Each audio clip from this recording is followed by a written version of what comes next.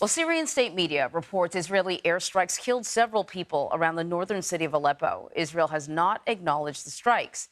This comes as Israel and Hamas are under mounting pressure to sign off on a truce outlined by President Biden last week. Secretary of State Antony Blinken spoke by phone with the Israeli defense and war cabinet ministers. Yesterday, our Imtiaz Tyab has more now on this from Tel Aviv.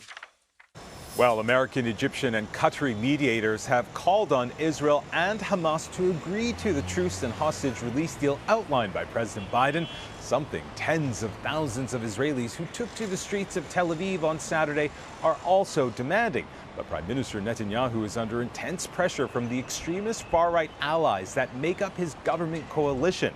They're threatening to bring the government down if he agrees to the deal. Now, in a statement, Netanyahu vowed the war in Gaza will not end until Hamas's fighting and governing capabilities were, and I'm quoting here, destroyed, and all the hostages are released. Hamas, meanwhile, have said it views positively what President Biden described as the Israeli proposal, but is yet to formally accept the truce, as violence across Gaza continues to rage on, with the few remaining hospitals across the besieged Palestinian territory reporting at least 19 people were killed overnight and into this morning in several Israeli strikes. Anne-Marie. Imtiaz, thank you. So for more on the proposed Middle East deal and other news in Washington, let's bring in CBS News senior White House correspondent Weijia Jiang. Always great to see you, Weijia. Mediators are calling on Israel and Hamas to agree to the deal outlined by President Biden. How hopeful is the president that this deal could be reached? It seems like there's some reporting out there, suggestion out there that Prime Minister Benjamin Netanyahu has already indicated, at least behind closed doors, that he's in favor of this deal.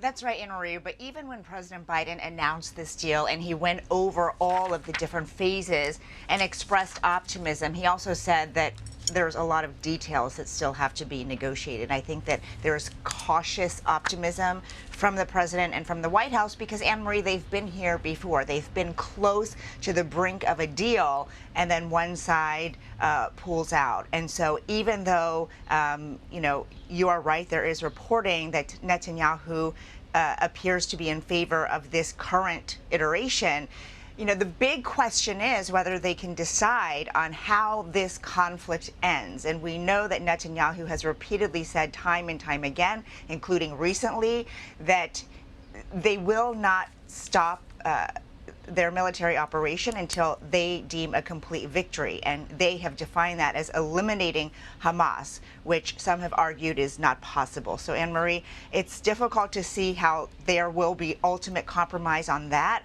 But certainly when it comes to negotiating a hostage deal and at least a temporary ceasefire, this does seem to be promising.